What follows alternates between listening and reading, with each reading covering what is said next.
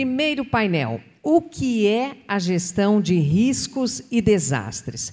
Para receber os painelistas, eu gostaria de convidar a mediadora, ela que é diretora de programas na Fundação Gerações. Muito bem-vinda, Ana Lúcia Soares Maciel. E apresentarei para vocês os nossos painelistas. Ela é diretora do Departamento de Gestão de Riscos no CEMADEM, o Centro Nacional de Monitoramento e Alertas de Desastres Naturais, vinculado ao Ministério da Ciência, Tecnologia e Inovações, o MCTI. Bem-vinda, Rejane Lucena. A escadinha fica para o palco, fica aqui atrás de mim. Bem-vinda, Rejane. Eu vou apresentar brevemente a Rejane, que é geógrafa e historiadora, é tecnologista em redução de riscos e desastres, pesquisadora na Universidade Federal de Pernambuco e atua principalmente nos temas resiliência institucional e comunitária, gestão integrada de riscos e desastres, educação ambiental e educação para a redução de riscos e desastres. É também a Rejane autora do primeiro manual de formação de núcleos de defesa civil. Bem-vinda e fique à vontade. Para completar o nosso palco neste primeiro painel, gostaria de convidar ele, que é CEO da Hopeful Startup no Tecnopuc, que trabalha com educação em desastres. Bem-vindo, Abner de Freitas. O Abner é responsável pelos planos de contingência de Porto Alegre, Santa Maria e Santiago, é mestre na Universidade de Ciências da Saúde de Porto Alegre em Tecnologias de Informação e Gestão de Saúde e na PUC-RS em Administração, pesquisando resiliências dos sistemas de saúde nos desastres. É também doutorando na Faculdade de Medicina da URGS em Epidemiologia. E para a gente ter uma ideia do trabalho do Abner, ele já atuou em gestão de desastres e defesa civil. Lá na Itália, na Inglaterra, em Malta, Escócia, Marrocos, Albânia e Islândia. Ou seja, teremos muito a ouvir a partir de agora. Ana, a palavra é sua. Um bom momento. Bom dia. Que alegria ver esse espaço com tantas pessoas que ocupam lugares estratégicos para essa pauta que a gente vai estar trabalhando aqui. Reitero o agradecimento que a Karine fez pela parceria com a Defesa Civil, né? Os nossos convidados, as pessoas que são especialistas, referências na área, pelo seu conhecimento, pela sua inspiração. Então, realmente espero que essa manhã seja uma manhã muito produtiva para nós, né? E que bom saber que a gente tem um Florestan aqui. Imagino que o nome seja uma homenagem ao Florestan Fernandes, um grande intelectual brasileiro. Ó, Florestan, a responsabilidade que tu tem aí, hein? Nosso futuro. Muito bem, gente. Então, nosso painel ele vai funcionar com 3 rodadas de perguntas, cada uma com tempos específicos, para que a gente possa ouvir os nossos convidados, e depois teremos, ao término do painel, um tempo para perguntas, comentários da plateia. Então, já vão fazendo as anotações de vocês, para que a gente possa aproveitar muito os nossos convidados. Não é sempre que a gente tem tanta gente boa junta no mesmo lugar, né? Então, a gente precisa aproveitar. Então, na primeira rodada, eu vou começar perguntando para o Abner, e já também reiterando o agradecimento, Abner, dizendo da nossa admiração, né, e agradecimento por ter uma iniciativa como a tua e uma liderança como tu, né, aqui no Rio Grande do Sul. Acho que tu é um grande patrimônio nosso, né? Muito importante tu estar aqui conosco. E sempre a gente diz, a gente já se conhece há algum tempo, né? Eu acompanho o Abner há muitos anos no Tecnopuc, e antes da gente realmente, como sociedade, ser convencido, porque precisou viver na pele tudo isso, né?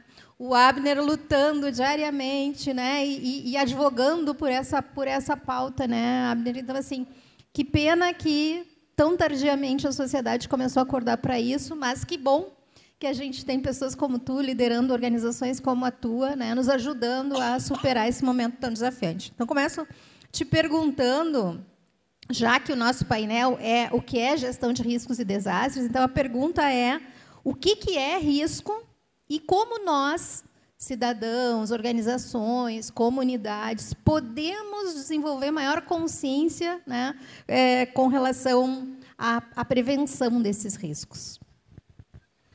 Bom, primeiro eu cumprimentar todos os presentes. Tem várias pessoas aqui por quem eu tenho um carinho enorme. Não vou me furtar de chamar de professora Ana, com quem eu tive um carinho enorme. Ela me acompanhou na fase pré-2023, sabendo do trabalho que a Hopeful sempre teve de que indivíduos e instituições soubessem o que fazer antes, durante e depois dos desastres. Nós começamos em 2017 no Tecnopuc, como um software de gestão de voluntário, e eu me lembro que eu ia para as palestras e para quebrar o gelo com as pessoas, eu tinha a ousadia de perguntar se eles já tinham sido afetados por desastres. Hoje eu não consigo nem entrar numa palestra dessa e fazer a mesma pergunta. E o engraçado é que tu trouxe... Tá, o que eu vou dizer agora vocês vão poder esquecer rapidinho, tudo bem? Eu sou um paulista, sou do interior de São Paulo, e eu encontrei aqui no Rio Grande do Sul um lugar onde eu tive a oportunidade de crescer. Então, assim, para mim é uma questão muito interessante isso, porque eu saí de São Paulo, vim para o Rio Grande do Sul, trabalhar com o tema desastre. E o que ocorre no Rio Grande do Sul? Desastre. Eu não sou o problema, tá, gente? Alguém pode achar que fui eu que atrai. Tá. Cumprimentar a Defesa Civil Estadual, Defesa Civil Municipal, que sempre me receberam. Assim, a Defesa Civil de Porto Alegre, a gente tem um relacionamento de alguns anos. A questão de risco, eu acho que ela é curiosa. Eu vou trazer uma questão conceitual para problematizar uma questão comportamental. Risco é a probabilidade de algo ou alguém gerar um dano. O pessoal que está na plateia, ou até nós que estamos aqui em cima, já observaram o que tem acima de vocês? Tá, esse material tem um risco. É a probabilidade de cair na cabeça de vocês. Não existe risco zero, porque existe essa possibilidade. Para nós gerenciarmos ou a gente reduzir o risco, o que a gente pode fazer? A gente pode parafusar mais, a gente pode colocar uma tela de proteção, mas considerar que não existe o risco, não tem essa possibilidade. Mas quantos aqui chegaram e perceberam isso? O grande problema da questão de risco é a gente, primeiro, reconhecer a possibilidade. Por exemplo, quantos de vocês entram em ambientes...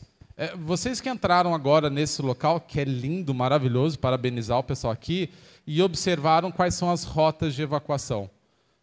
Eu vou bater na madeira, porque eu sempre falo isso, mas se a gente tiver um princípio de incêndio, por onde a gente vai? Gestão de risco passa por isso. Primeiro, a percepção, a identificação desses riscos. O segundo, sobre a prevenção, que aí entra essa dimensão de, depois de reconhecer o risco, realizar ações, primeiro, para reduzir a possibilidade da ocorrência. Tudo bem? Porque a gente, na minha opinião, vive um esforço equivocado, e depois a gente pode extrapolar isso para o caso de sociedade, de achar que a gente pode evitar o risco. Quem é que fez esse movimento de mudança de raciocínio? A própria Nações Unidas.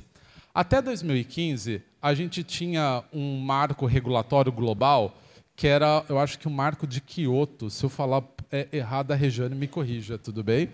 Mas a gente teve um marco que era o seguinte: as Nações Unidas propunham para os países fazer gestão de risco, que era justamente isso. Tu vai pegar muito esforço, recurso, para interromper, evitar a ocorrência de um desastre. Aí a gente teve o episódio, se eu não estiver errado, de 2011, de Fukushima, que todo mundo se lembra, que foi o acidente na usina nuclear. Ninguém pode negar que os japoneses não investiam em prevenção, não tinham conhecimento. Eles construíram uma usina nuclear, eles sabiam que tinham risco de terremoto, e por estarem numa área costeira, eles elevaram um muro, isso vocês podem depois procurar no celular, eles elevaram um muro baseado na série histórica para dizer o seguinte: beleza, pode ocorrer a ameaça, só que nós criamos uma infraestrutura que vai interromper, vai evitar a ocorrência do desastre. Não preciso nem explicar para vocês o que ocorreu. Houve um terremoto, aquele muro cedeu, houve um tsunami. Hoje a gente tem observado múltiplos desastres, que foi o que ocorreu Vale do Taquari, 2023, Rio Grande do Sul, 2024. Mas o que ocorreu no Japão foram uma sequência. A gente não teve só um tsunami. É que a gente não tem só um problema, né? Não basta um problema. A gente precisa de múltiplos problemas. O muro cedeu. O tsunami, então, ele atingiu a usina nuclear. O material radioativo foi exposto, não só exposto ali, causando um dano ambiental, mas a população que estava à volta. Então, as Nações Unidas falaram, beleza, então assim, a gente aprendeu com esse episódio, entendeu que mesmo tu empenhando muito esforço para evitar a ocorrência do desastre, ele pode ocorrer. Aí é o nascimento da ideia que a gente tem sobre resiliência. Resiliência é uma palavra que a gente pega da física para falar o seguinte, olha, tu tem um material que tu coloca muita pressão, ele vai deformar, só que se tu tirar a pressão, ele vai voltar ao estado original. Esse é o conceito da física. A gente pega esse conceito para falar, olha, tem comunidades que tu pode colocar muita pressão, ou seja, exposição aos desastres, que depois desse episódio ele consegue retornar ao estado original. Só que a gente amplia essa perspectiva e diz o seguinte, olha, ele consegue voltar ao estado original, mas ele aprende com isso. E o processo de aprendizado é o que a gente vai chamar de resiliência. Eu acho que Santa Catarina, eu não canso de elogiar, de babar em Santa Catarina, eu acho que Santa Catarina fez muito bem isso. Vocês devem se lembrar sobre o desastre que ocorreu em 2008, Itajaí, Ilhota, Balneário Camboriú, destruiu aquela região. Eu não me lembro do número de mortos, mas foi expressivo o número de mortos. E Santa Catarina fez isso. Beleza, a gente passou por isso. E a gente vai reposicionar a nossa rota. Como é que... A Regina, depois, na fala dela, pode me corrigir, tá bom? Ou, se quiser, o microfone pode pegar. Mas eu acho que eles fizeram isso. Eles falaram, olha, do jeito que está, não pode, a gente precisa reposicionar. E eles fizeram esse reposicionamento. Então, desde 2008, para mim, eu acho que eles fazem algo que o pessoal que ouve o palestrando sabe o quanto eu bato nesse ponto, é o fortalecimento da defesa civil. Para mim, desde quando eu comecei a incomodar o pessoal da defesa civil, estadual, municipal, eu fiz isso por uma convicção que eu tenho. Resposta a desastre não ocorre fora de defesa civil. Não ocorre. Sabe por quê? Para a gente conseguir fazer a gestão desse risco e ter resiliência, o nosso caminho único é integração. É integração. Então, assim, a gente precisa de um ponto de referência. E desde a nossa política nacional de proteção e defesa civil, a gente falou, é a defesa civil esse que vai coordenar os serviços para a resposta a desastres.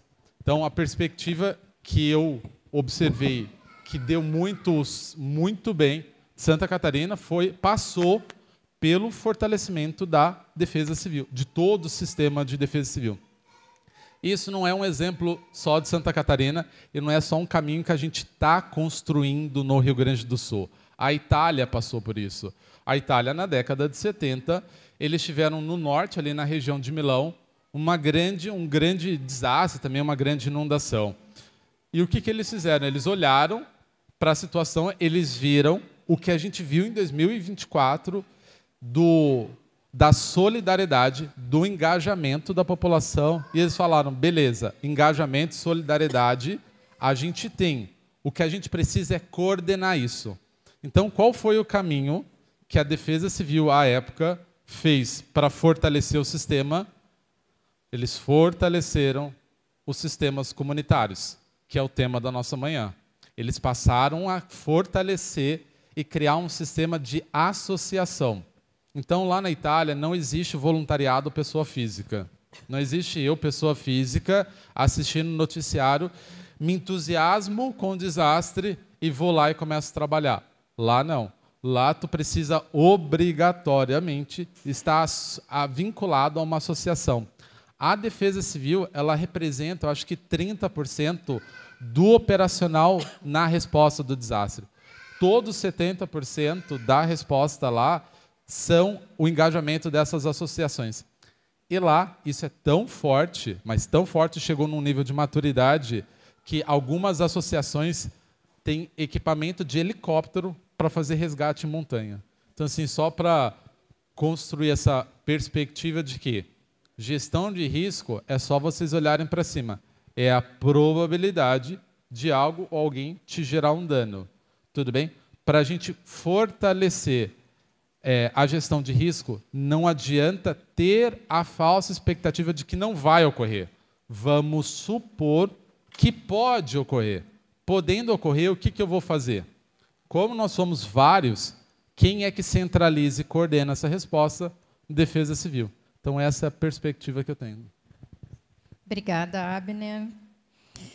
Passar para a Rejane, então. Rejane, a pergunta para ti é de que forma o CEMADEM Educação... CEMADEM, pessoal, para quem não conhece, é o Centro Nacional de Monitoramento e Alerta de Desastres Naturais. Então, a pergunta, Rejane, é como que o CEMADEM tem ampliado e potencializado as ações nos territórios e nas comunidades para fortalecer as iniciativas voltadas à redução de riscos e de desastres? Bem-vinda. Obrigada, Ana. Primeiramente, eu gostaria de cumprimentar a todos e todas por esse momento que considero tão especial. Especial porque nós estamos unindo, sobretudo, e aí eu vou pegar uma fila, como diz lá no Nordeste. Eu sou pernambucana, tá, gente? E do Coronel Frank, quando ele colocou na fala dele, e muito bem apropriada, que a comunidade ela é o elo, né, nesse sistema complexo, mas possível. E isso muito me tocou, porque nós começamos a entender que, e na fala do Abner, também está presente, esteve presente todo o tempo, a presença da comunidade fazendo com. E aí, por que eu estou falando do com? Porque a gente vai conversar sobre isso na nossa fala para responder o trabalho do CEMADEM em Educação dessa construção toda, que é complexa, mas é possível. O quanto a comunidade precisa estar presente nessa construção. Não nós, enquanto instituições, enquanto Defesa Civil, fazendo para a comunidade, mas com ela. Então, dito isso, eu gostaria de agradecer a oportunidade de estar aqui com vocês, podendo trazer as experiências de Pernambuco, do município do Jaboatão dos Guararapes, que é um município que atuei ao longo de quase 30 anos. Posso dizer que nasci dentro da Defesa Civil, tá, gente? Brincadeirinha, mas tenho aí uma larga trajetória nessa construção e hoje estou no CEMADEM. E agradecer a oportunidade de estar aqui através desse trabalho maravilhoso que a Fundação Gerações tem desenvolvido na pessoa da Karine, e que fez essa construção tão especial e tão simbólica, um dia depois, né, dessa data, que é um marco nessa construção de saberes em relação a redução de riscos e desastres. É um marco. A gente está podendo dialogar hoje, pensando nos desafios que é a gestão integrada dos riscos e desastres, considerando a compreensão do risco, né, o entendimento do risco, o que é o risco, e por que a gente toca, e na fala do Abner ele coloca antes, né, não o desastre, mas o risco, e como nossas comunidades, nossos territórios estão em risco, como é que a gente pensa nessa construção e adaptações para que a gente possa trabalhar não o aspecto da crise, não entendendo a crise como algo pontual, mas como algo contínuo. O mundo está em crise, e essa crise ela perdura, e nós precisamos desenvolver estratégias para lidar com essas mudanças climáticas e com a redução delas. Então, eu queria quebrar um pouquinho o protocolo, poder colocar uma apresentação, porque, deixa eu falar um pouquinho de mim. Eu sou professora de formação, tenho algumas formações que, às vezes, as pessoas questionam, mas essas formações elas se integram, e, na minha essência, está o pensamento de que estas formações que eu escolhi como significativas para a minha vida, está o trabalho da comunidade, com a comunidade, para a redução de riscos. Então, mesmo quando nós ainda não discutíamos, não tínhamos a oportunidade de estarmos aqui juntos, ou em outros territórios, conversando sobre a gestão integrada do risco, mas eu vivi um momento, uma época que falávamos muito mais da gestão do desastre, e isso me incomodava muito, na década de 90, e eu pensava, não, mas por que a gente não conversa sobre o que constitui o risco? Não é? Como é que esse risco se origina nos territórios, nas nossas comunidades? E aí, a minha fala tem a ver com isso, para responder como é que o Semadem Educação entra nesse processo. Então, gente, eu estou no Semadem há pouco mais de 2 meses, fiz o concurso público, mas a minha trajetória toda de vida está em 2 campos, na educação e na defesa civil.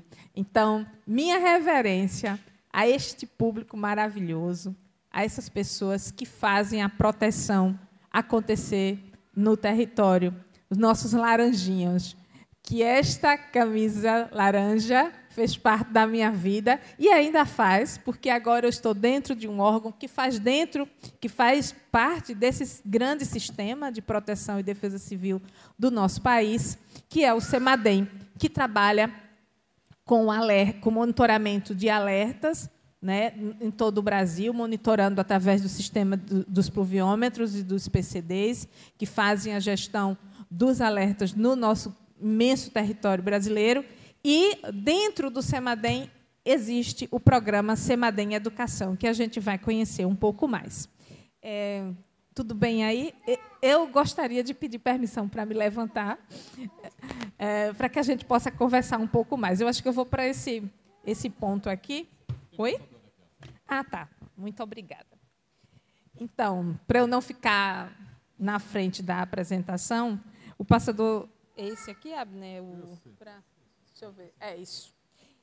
Então, para a gente conhecer um pouco mais do Semadem, o Semadem ele está dentro do Ministério da Ciência e Tecnologia, faz um monitoramento diário, 24 horas, todos os dias do ano, e faz emissão de alertas de risco para deslizamentos, inundações, enxurradas, em 1.133 municípios, que são esses municípios que são diretamente monitorados pelo Semadem, para que a gente possa conhecer um pouco, para eu chegar aí na minha pergunta, né? Na minha resposta. Então, ainda temos muito a fazer, ainda tem 4.437 municípios não monitorados, então é uma construção de estratégias que está sendo feita pelo Semadem, nesse grande, imenso desafio. E pensarmos um pouco por que estamos aqui. E aí, essa pergunta é provocativa. Eu gosto muito de conversar sobre esse tema fazendo essas indagações. Você se lembra da última vez que sua comunidade foi afetada por um desastre, como uma enchente, uma inundação ou um deslizamento? Tenho certeza que sim. Né? E o que sentiu naquele momento? Isso tudo para que a gente possa refletir por que nós estamos aqui hoje. Por que a Fundação Gerações? Por que a Defesa Civil do Brasil? Por que a Defesa Civil de Santa Catarina? Por que a Defesa Civil de Porto Alegre? Está provocando esta imensa discussão do que representa verdadeiramente esse elo para que a gente possa atuar juntos, sempre juntos, na redução de risco de desastre. E você acha que um desastre é apenas um fenômeno natural? Também isso é provocativo, porque a gente viveu por muito tempo e ainda, vezes, a gente se pega falando que os desastres são naturais. E aí, a fala do Abner nos provoca nesse sentido, de refletirmos o que torna um local mais vulnerável a sofrer com desastres. E aí, quero que vocês guardem aí essa pergunta. Será que os desastres são naturais? Então, desastres anunciam vulnerabilidades. E para que a gente saia daqui desmistificando, talvez, essa ideia, se é que nós ainda pensávamos que desastres são naturais, pensar que os desastres não são naturais, são uma construção social, numa perspectiva que nós provocamos essa construção do desastre a partir das nossas ações nos nossos territórios. E aí eu quero corroborar com a fala de Abner, nesse conceito que ele traz para a gente, né? Que o desastre é uma construção social, e a partir dessa expressão, pensar que o R representa o risco, as condições latentes que anunciam um desastre futuro, como ele bem nos colocou, que é igual à ameaça, e aí a gente pensa nas pandemias, nas enxurradas, nas inundações, nas mudanças climáticas, nas secas, nos deslizamentos tecnológicos, ou nos desastres tecnológicos. Pensando também na exposição das pessoas ao risco, então está lá a expressão, né, da exposição à vulnerabilidade. O C, da capacidade de proteção, essa capacidade adaptativa que o Abner coloca nessa construção da resiliência, e pensando que é impossível que a gente volte ao nosso lugar de origem, né? Mas que a gente aprenda a conviver e se adaptar a esse novo cenário, essa nova realidade, e pensar como vamos agir a partir de então para que possamos estar mais adaptados e mais resistentes, não no sentido de de rejeitar, mas no sentido de resistir e construir a nossa resiliência aos riscos que estão dentro dos nossos territórios e aos possíveis desastres que possam nos acontecer. Então, menos, né, a mitigação em larga escala por ações de prevenção e proteção social. Essa mitigação que o Sistema Nacional de Proteção e Defesa Civil, através das ações de defesa civil nos territórios, nos estados e municípios, estão acontecendo. E trabalhar a educação ambiental, a justiça climática e a regeneração, né? Mais do que nos adaptarmos, precisamos também pensar nessa construção para regenerar e construir essa resiliência. E aí a gente traz o pensamento do Bruno Latour, que diz o seguinte: o tempo em que podíamos esperar sair disso não existe mais. Não estamos em uma crise. Isso não vai passar.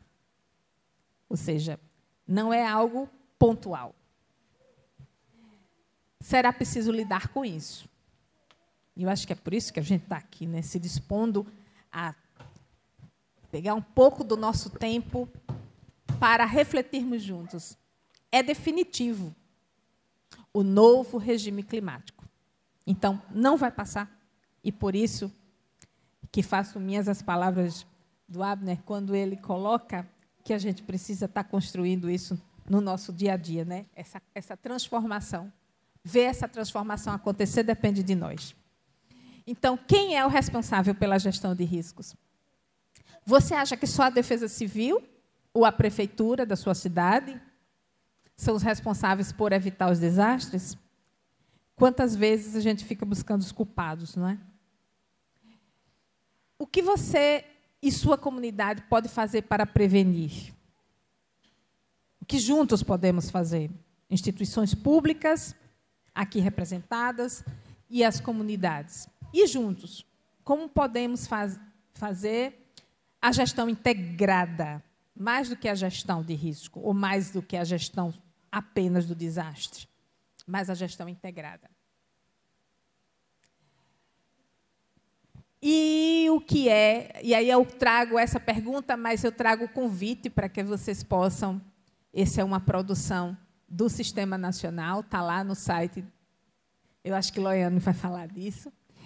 Pode-se definir a gestão de riscos de desastres como um processo social permanente e contínuo, apoiado por estruturas institucionais e comunitárias como objeto de enfrentamento das vulnerabilidades, das ameaças presentes nos nossos territórios. Mas o que é gestão comunitária de riscos e desastres? Para trazer ainda a resposta que eu ainda não dei da Ana.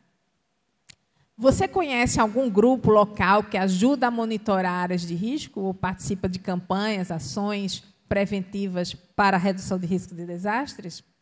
Gestão comunitária para a redução de riscos de desastres é quando a própria comunidade se organiza, participa, colabora e atua de forma integrada na prevenção para a redução de riscos e desastres. Então, a gente chega na resposta. O CEMADEM Educação, ele integra tudo isso. O que é que ele tem a ver com essa história? Ele foi criado dentro do CEMADEM, e ele trabalha perspectivas de aprendizagem com a ciência cidadã, aquela ciência que envolve o conhecimento técnico-científico com os saberes locais, que são significativos, mas que, historicamente, vezes, foram desconsiderados nessa construção. E a gente traz essa de consciência com a ciência cidadã, para construir, dentro dos territórios, essa construção para a redução de riscos e desastres de forma integrada. Então, a partir da construção do programa CEMADEM Educação, trabalhamos o prevenir dentro da perspectiva da ciência cidadã, das jornadas pedagógicas, que são processos educativos que acontecem dentro dos territórios, junto com o que a gente chama a Raquel Treiber, que é a idealizadora de tudo isso. O CEMADEM Microlocal, que pensa a escola como protagonista, como o eixo central para que esses conhecimentos eles possam se disseminar dentro do território. Um trabalho de mobilização através de campanhas, e aí existe, que eu vou até fazer o convite depois, da campanha #Aprender para Prevenir, que todos os anos acontecem e que integra todas as comunidades do nosso imenso Brasil nessa construção, e a convidação, né, fazendo aí esse trocadilho do convidar com a ação prática. Tudo isso com conhecimento local, vontade de agir e apoio de quem tem vontade de agir na educação para a redução de riscos e desastres. Então, o CEMADEM Microlocal, que carinhosamente a Raquel Treiber, que é a idealizadora desse programa, traz para a gente, é exatamente a escola, né, que ela trabalha nessa perspectiva de disseminar, através de redes de escolas, comunidades, coletivos, integrando núcleos comunitários de proteção e defesa civil, integrando toda essa construção. Então, o programa CEMADEM Educação envolve escolas e comunidades na prevenção de risco. E como é que ele faz? Nessa trajetória, respondendo aí a pergunta, desde 2016, quando o CEMADEM Educação ele foi criado, ele vem trabalhando com as campanhas com temas que são chaves, que são temas de alerta, né? Então, 2016, nós trabalhamos educação em prevenção de riscos de desastres. E aí fomos evoluindo. 2017, educação em prevenção de riscos de desastres socioambientais, entendendo que os desastres não são naturais. 2018, a gente traz aí mais uma fórmula, né? Água D+, ou D- igual a desastres? Aí é uma pergunta que a gente foi construir a resposta lá no território, nas escolas. 2019, reduzindo os riscos de desastres, ações educativas em tempos de mudanças climáticas. 2020, desastres. O que podemos fazer? E a educação? 2021, desastres aqui, como prevenir? 2023, clima de desastres, tempo de agir. E aí o hashtag Aprender para Prevenir. 2024, consciência de riscos, saber que transforma. Então, quando a gente toma consciência, não consciência como algo que se ensina, mas algo que se constrói, enquanto educadora, eu entendo que nós não conscientizamos as pessoas. Nós sensibilizamos através da nossa fala, do nosso agir, mais do que na nossa fala, na nossa prática. A nossa prática, ela estimula, ela constrói disseminadores, multiplicadores. As pessoas se espelham na tua prática e vão disseminar esses saberes. Então, construir saberes na comunidade é algo fundamental para que a gente possa ver essa transformação acontecer.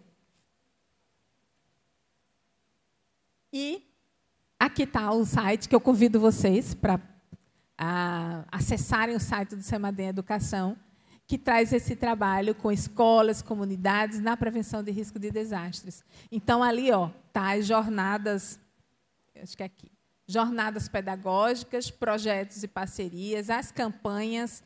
Desde 2016, todas as campanhas estão aqui. Aqui é um espaço que vocês podem, inclusive, estar conhecendo experiências de todo o Brasil. E faço o convite para que a gente possa fazer as inscrições das comunidades, dos trabalhos que tenho certeza que vocês estão desenvolvendo, para serem eternizados aqui no site do Semadem, do Semadem Educação. Eu acho que não está mais funcionando a luzinha. Enfim, e tem aqui a Midioteca, que vocês vão poder verificar jogos, atividades que podem ser praticadas dentro das escolas. Aqui são as jornadas pedagógicas, aí temos algumas aqui. A Terra Desliza, cartografia social, que trabalha com a construção de mapas participativos, onde a comunidade vai identificar os riscos junto com os professores. A história oral, que trabalha as vivências, a preservação da memória, através das histórias, das experiências dos idosos, das pessoas que talvez construíram a história no território. Bacia Escola, que traz o reconhecimento da bacia hidrográfica no território, os riscos socioambientais relacionados. A Escola Vulnerável, a convidação. E o Pluvipet, que é, através das garrafas PETs, a gente poder fazer os pluviômetros comunitários e fazer o monitoramento da chuva com os jovens, com as crianças, com as pessoas idosas. É uma experiência muito interessante. Então, respondendo a nossa pergunta, que eu acho que eu vou parar aqui para que a gente possa, talvez, mais adiante, fechar outras questões. O Semadem Educação é isso. Ele é um retrato construído a partir de diversas experiências que foram sendo construídas no Brasil, e a equipe do Semadem Educação pôde trazer essas experiências. Santa Catarina é uma das referências que foram eternizadas aqui no site do Semadem Educação e que estão acontecendo dentro dos territórios. E aí eu trago esse convite para que a gente possa construir um Semadem Educação prático nos nossos territórios. É isso. Obrigada, Rejane. Parabéns pelo trabalho de vocês. Eu vou ter que passar a palavra para o Abner, para ele imediatamente nos dizer, né, Abner, até em função da tua experiência, como na prática a gente pode aprender a trabalhar com prevenção em desastres e educação em desastres, né?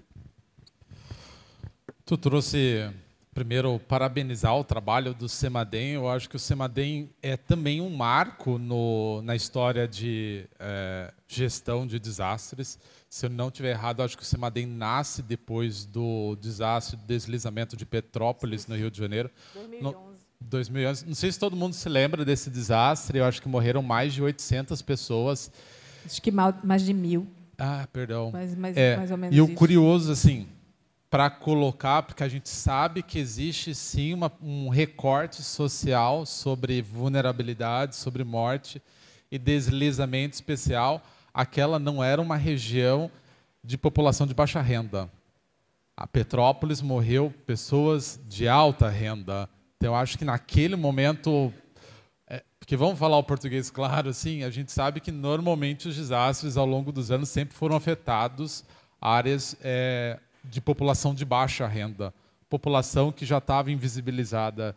E a gente, ao longo dos anos, vem experimentando outras partes dessa nossa cidade, desse nosso território urbano, de pessoas de maior renda sendo afetadas. Então, eu acho que o CEMADEM nasce um pouco dessa resposta. Sobre a questão da educação, posso abrir o coração? Mesmo?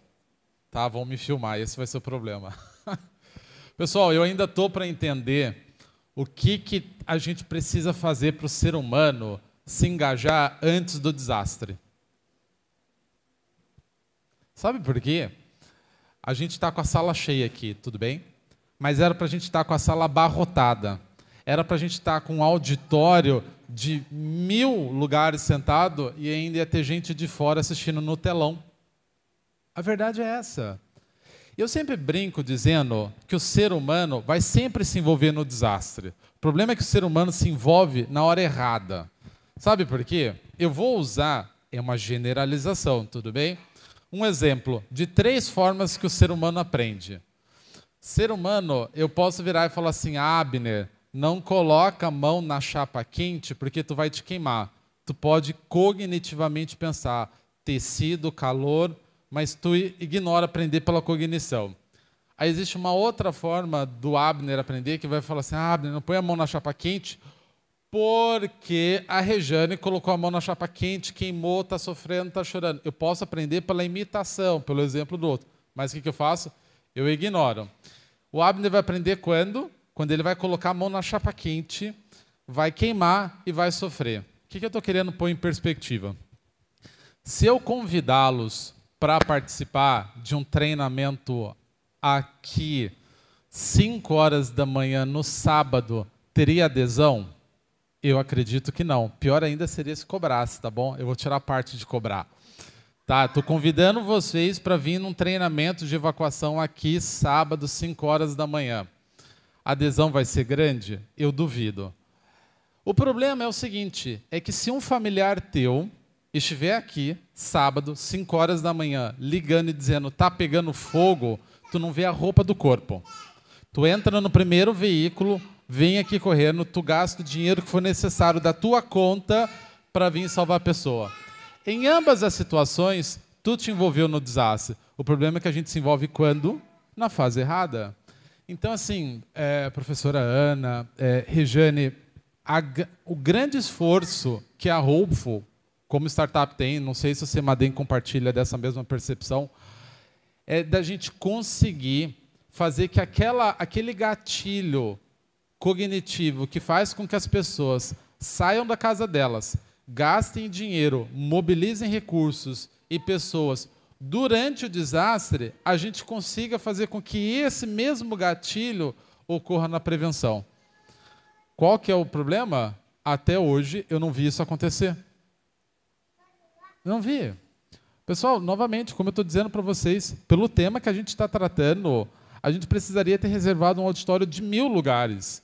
Porque quem viveu o Rio Grande do Sul de 2024 sabe o que aconteceu. As pessoas pediram folga do seu trabalho, as pessoas ou faltaram do seu trabalho para poder se engajar na resposta.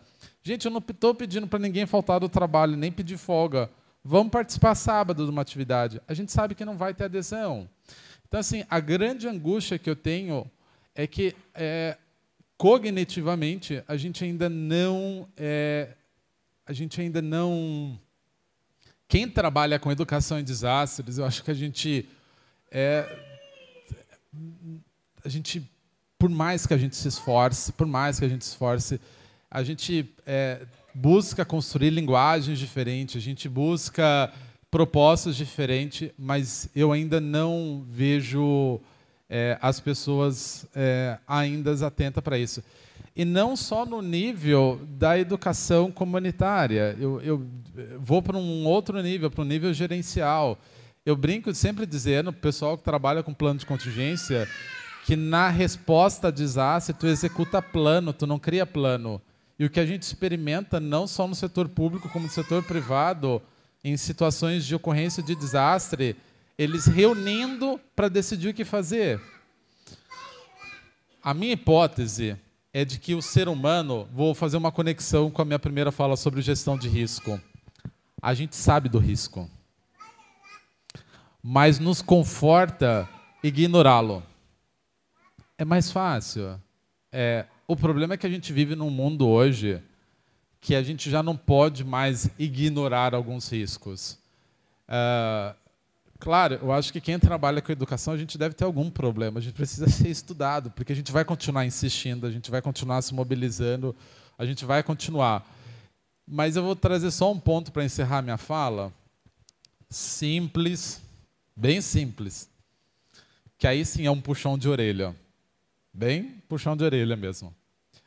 Quem viu em alguma prefeitura a gente colocar um outdoor, que não é difícil, não precisa de tecnologia, um outdoor dando instrução sobre o que fazer em inundação? É simples, a ação de educação comunitária, o setor privado usa esse espaço para conseguir convencer a pessoa de comprar o seu produto, porque eu, como agente público, não posso usar esse espaço para dar informação. Juro, pessoal, que se um dia eu ver um outdoor de alguma prefeitura dando instrução sobre o que fazer em desastre, aí eu acho que a coisa mudou. Mas, do contrário, eu acho que a gente ainda está distante de educação comunitária. Obrigada, Abner. Já vou engatar te perguntando, Rejane, como é que comunidade, somos todos nós, né, e a gestão pública podem integrar saberes e fortalecer a governança conjunta para poder reduzir os riscos em situações de desastre? Pergunta complexa. Mas vamos lá. No campo prático, nós sabemos que, tanto no âmbito institucional quanto no comunitário, precisamos mudar a ótica. Nosso Abner acabou de colocar que a gente ainda tem a mania de estarmos lá com o olho no desastre. A gente só reage quando algo está batendo a porta. O nível do rio subiu, aí agora eu vou ver o que é que vou fazer. E aí, vezes, não dá tempo. Eu também não sei exatamente o que eu vou fazer, porque quando o professor lá de geografia ou a professora do ensino fundamental tentou fazer um trabalho, um projeto na escola e convidou as pessoas, eu não tenho tempo. Né? Quantas vezes alguém já não disse isso para a gente? Eu não tenho tempo, mas para a hora da novela eu tenho tempo. E na hora do desastre, vezes, a gente não sabe como agir. Então, institucionalmente, a gente precisa mudar a ótica do fazer, no meu entendimento de profissional que atua tanto como professora como gestora pública, que atuei em defesa civil ao longo de algumas décadas. Institucional por quê? Porque no campo, quando a gente pensa no orçamento público, Ana, e pensamos no que é reservado para a educação comunitária, para a educação para a RRD, para o NUPEDEC, que ainda vai ser um ponto, mas assim, não dá para não falar disso, porque vocês estão com ele aí na mão. O papel dos NUPEDECs na gestão de riscos e desastres. Estou apaixonada aqui por ele. E aí, quando a gente pensa no orçamento público, raramente a gente vê lá no plano plurianual o orçamento, assim, uma reserva significativa para atuarmos na prevenção de riscos e desastres. Agora, quando acontece o desastre, aí a gente vê a mídia evidenciando quantos milhões, bilhões foram liberados para a resposta ao desastre. Não é assim? Estou enganada? Estou errada? Pois é. E aí, como é que faz essa mudança acontecer? Que, claro, o processo de diálogo ele precisa ser constante, mas ele precisa de investimentos. Não é, eu tenho recurso, mas eu não quero fazer.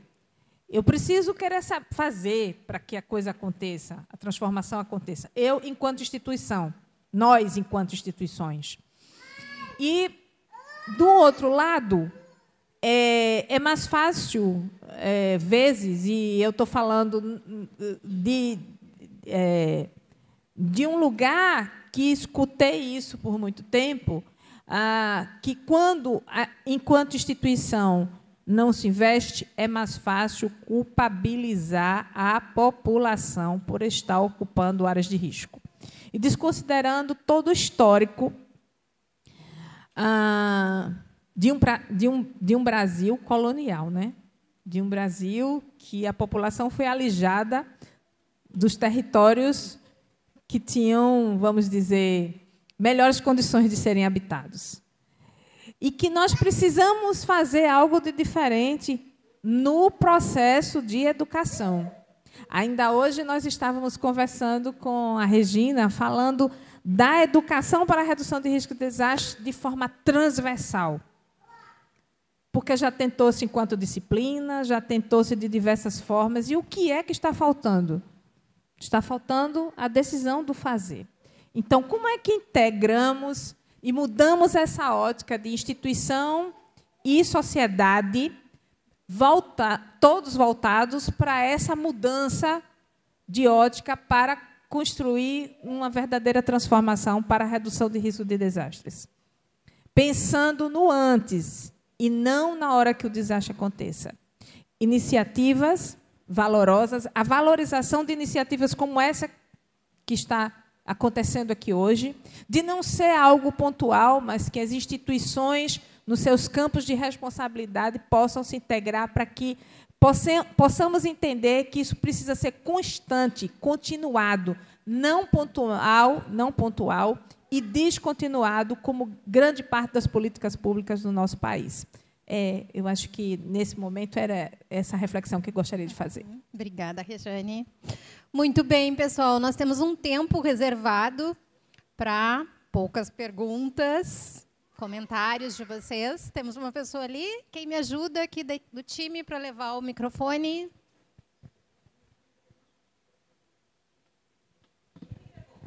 Oi aqui, por favor.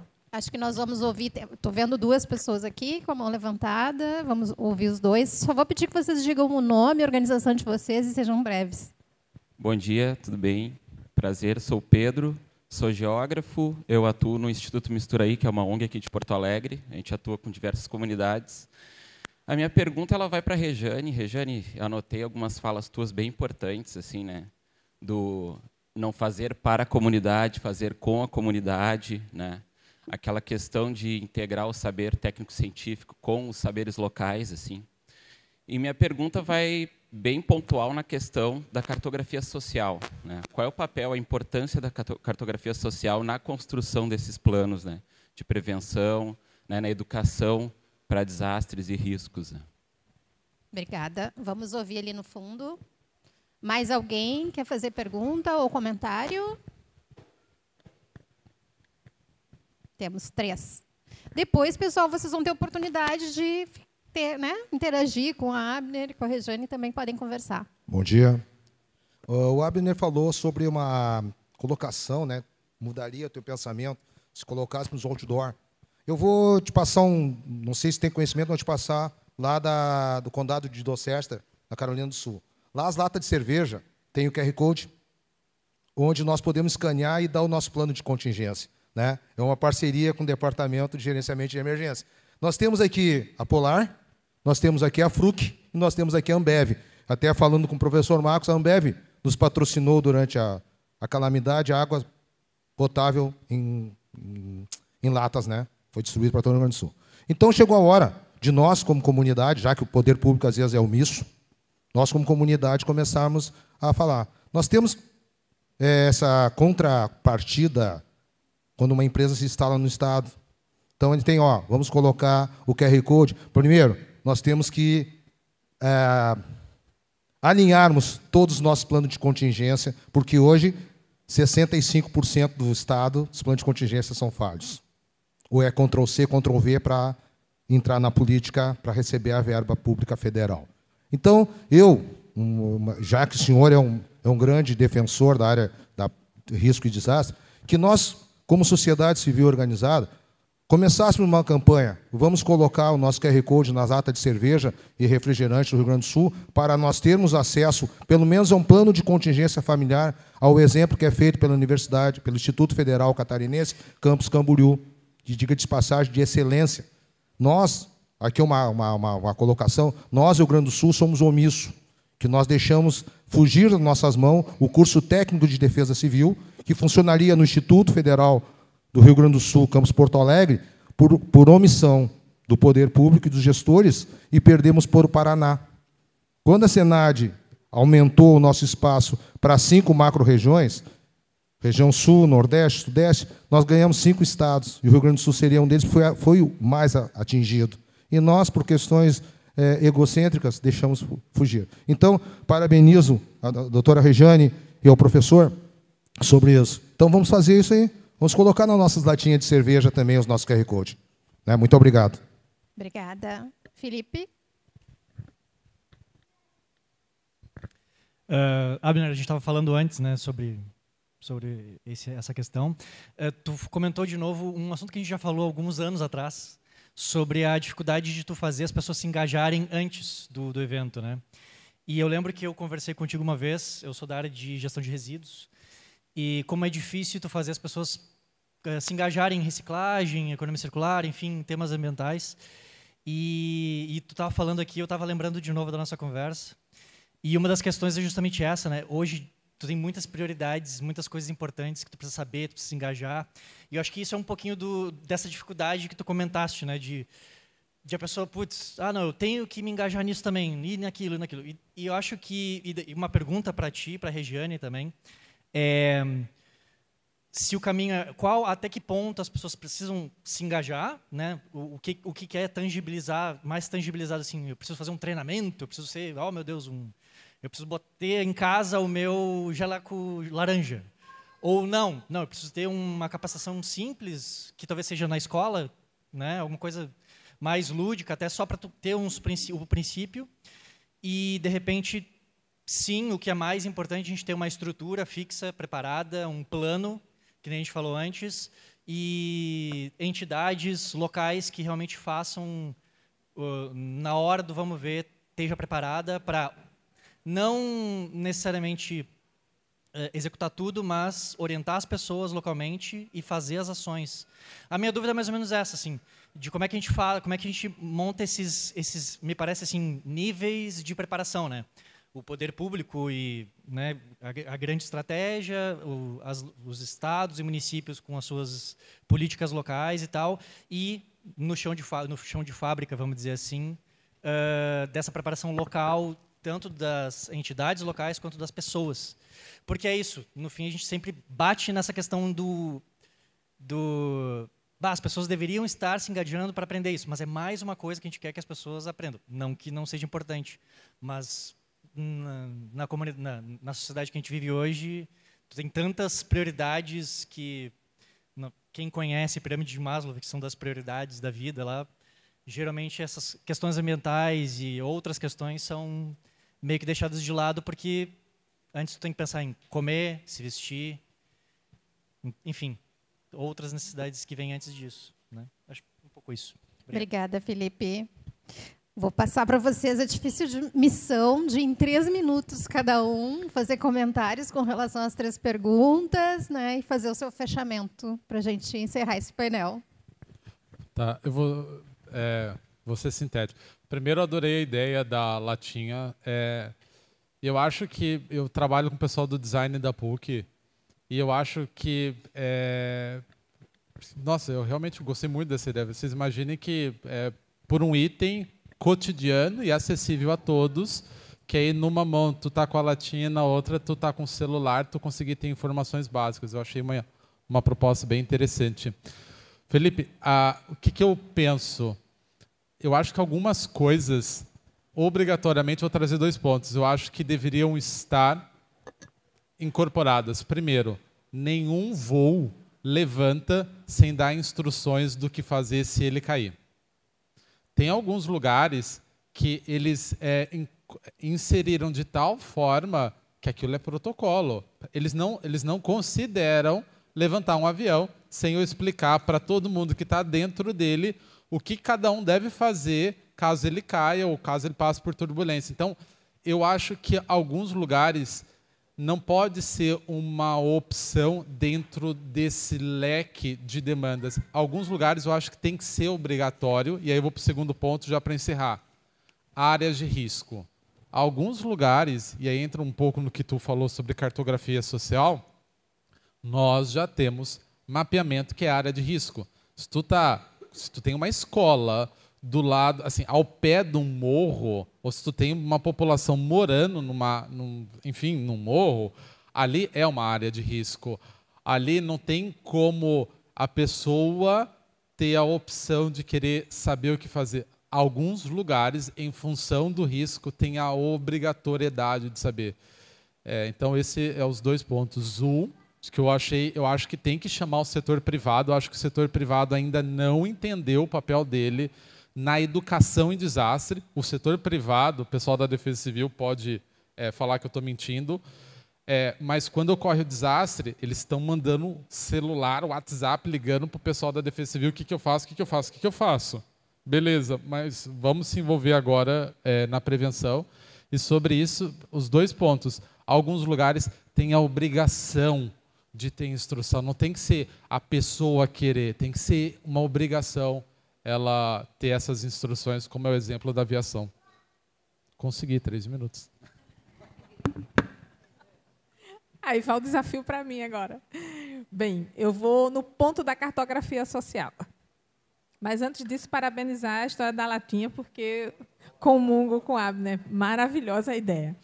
Bom, quero contar 2 historinhas rápidas. Contar aí o meu tempo. 2011, fui fazer um trabalho lá na região serrana do Rio de Janeiro, no pós-desastre. Era exatamente o início de uma discussão, a gente começava a discutir resiliência das cidades em 2005, e aí estava naquele momento de instalação das sirenes nos territórios. E o que a comunidade disse para mim? Eu fui para lá exatamente para fazer formação de NUPEDEC. E a comunidade dizia o seguinte: da primeira vez que instalaram a sirene tocou e a gente ficou imaginando que era o comando paralelo do crime que estava ligando a sirene para ninguém sair de casa. Detalhe, para ninguém sair de casa. A sirene tocou pela 2ª vez e a gente achava que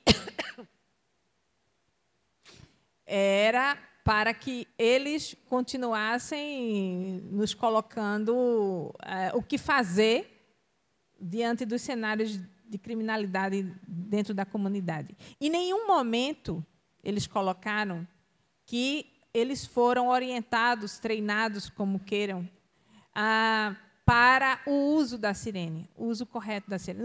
Primeiro, o que é a sirene? O que é que a gente faz no momento que a sirene toca? E aí, essa era uma crítica da comunidade. E aí, por isso que eu uso sempre aquela, vamos fazer com, não vamos fazer para. E aí você faz para, instala um equipamento que é interessante, que é oportuno, mas não se teve o cuidado de fazer um campo de diálogo com a comunidade. Então, o desastre aconteceu e muitas pessoas morreram.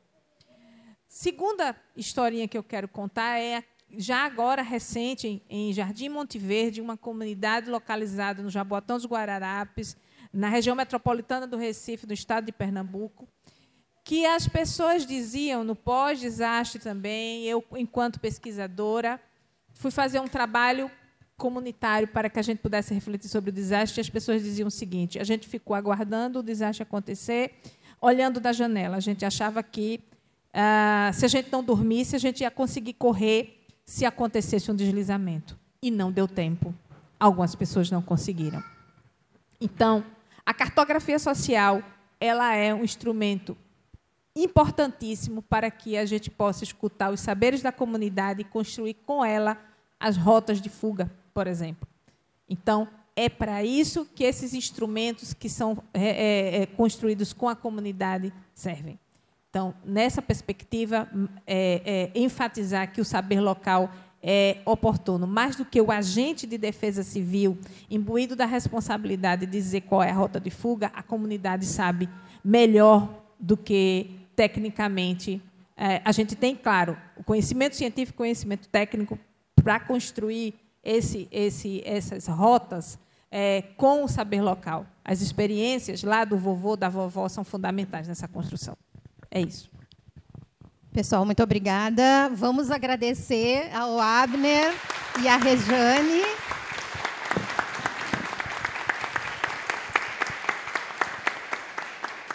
Te passo, Dani, para o próximo. Agradecer a você também por essa mediação, querida Ana Lúcia, da Fundação Gerações, mas muito obrigada ao Abner de Freitas, da Hopeful, muito obrigada também à Rejane Lucena, do CEMADEM. Foi uma honra aprender com vocês.